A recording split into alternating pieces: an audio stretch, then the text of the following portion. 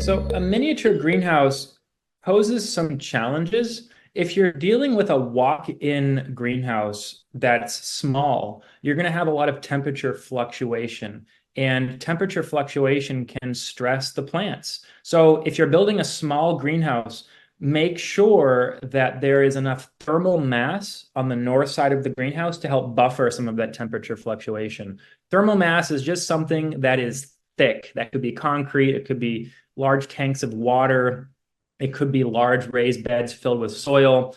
And that's going to help buffer the temperature extremes. About every inch of thermal mass can absorb and hold on to about an hour of sunlight. So if you have a 12-inch concrete wall, that's going to radiate heat for about 12 hours. The same goes for a large water container. So in a small greenhouse, you're susceptible to a lot of temperature fluctuation, and that can negatively impact the things that you're growing. The larger the greenhouse, the less temperature fluctuation. But I also want to point out a walk-in greenhouse may not be necessary. Maybe a cold frame is a more suitable type of microclimate control for your garden than a more typical larger walk-in greenhouse. A cold frame is like a miniature greenhouse, almost like a lid that fits over an existing raised bed. Now, these greenhouses or cold frames, they can overheat. Even in the winter, they can overheat. So make sure that the lid opens and closes depending on the temperature. And they make these very passive, simple systems that have wax that expand in warmer temperatures and contract in cooler temperatures. And you could build a cold frame, or you could build a miniature greenhouse that essentially self-regulates. When it's hot, the windows open. When it's cold, the windows close.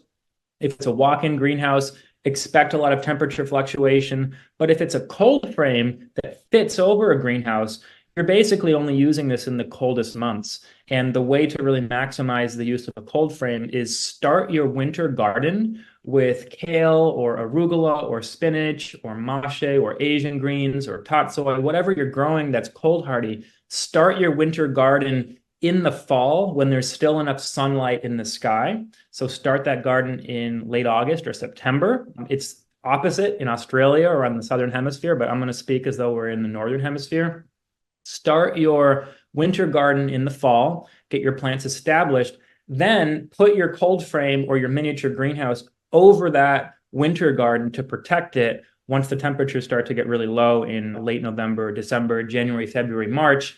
Then you can remove the cold frame. So a miniature greenhouse can take many forms. It could be as simple as like a lid or a prefabricated product you buy online for a few $100 and you put it over your raised bed. I love greenhouses of all sizes, but usually a bigger greenhouse is a little bit more practical, and a smaller cold frame is also very practical if you can't afford a larger structure.